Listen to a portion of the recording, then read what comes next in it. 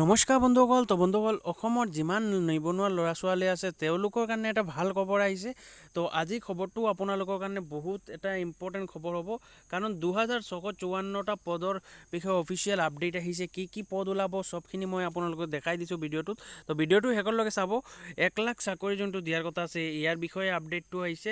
তো first update আহিছে, যোনটো অফিচিয়েল আপডেট এতিয়ালৈকে 1 লাখ চাকৰি। তো তাৰ মাজত কি পোষ্ট আছে আপোনালোকক দেখাই দিছোঁ।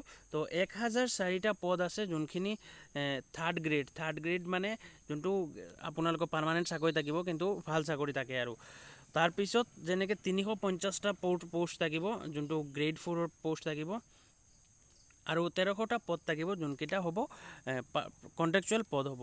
তো যোনখিনি ৰেগুলাৰ পোষ্ট হ'ব মানে পাৰ্মানেণ্ট পোষ্ট হ'ব 1004টা। তো কি পোষ্ট থাকে যেনেকৈ আপোনালোকে বহুতে গম নাপাব চাগে, তো মই আপোনালোকক ক'ব বিচাৰিছোঁ। যেনেকৈ পঞ্চায়ত আৰু গ্ৰাম উন্নয়ন বিভাগত পাৰ্মানেণ্ট পোষ্টৰ মাজত নৰ্মেলি যোনখিনি পোষ্ট থাকে এইখিনি আহে, যেনেকৈ গাঁও পঞ্চায়ত ছেক্ৰেটাৰী যোনটো পোষ্ট থাকে ছেক্ৰেটাৰী পোষ্টটো। ইয়াৰ বাহিৰত ব্লক এক্সটেনশ্যন অফিচাৰ যোনটো থাকে পদ, এই পদখিনি থাকে পাৰ্মানেণ্ট চাকৰিৰ। আৰু যোনখিনি 1300টা কণ্ট্ৰেকচুৱেল পোষ্ট আছে, তো কণ্ট্ৰেকচুৱেল পোষ্টৰ মাজত আহিব GPC মানে গাঁও পঞ্চায়ত কোঅৰ্ডিনেটাৰ। ইয়াৰ বাহিৰত যেনেকৈ JRSৰ যোনটো পদ থাকিব এইখিনি কণ্ট্ৰেকচুৱেল আণ্ডাৰত আহে। আৰু 350টা গ্ৰেড 4ৰ পোষ্ট আহিব, এইখিনিও কণ্ট্ৰেকচুৱেল পদ হ'ব। তো আপোনালোকে যদি আবেদন কৰিব বিচাৰিছে বা কেতিয়া অফিচিয়েল নটিফিকেশ্যন আহিব, আপোনালোকে আবেদন কৰিবৰ কাৰণে চেনেলটো ছাবস্ক্ৰাইব কৰি ৰাখি দিয়ক। মই যেতিয়া আপোনালোকক অফিচিয়েল আপডেট আহিব আপোনালোকক জনাই দিম। তো ডেছক্ৰিপশ্যনটো এবাৰ চেক কৰি ল'ব ভিডিঅ'টো।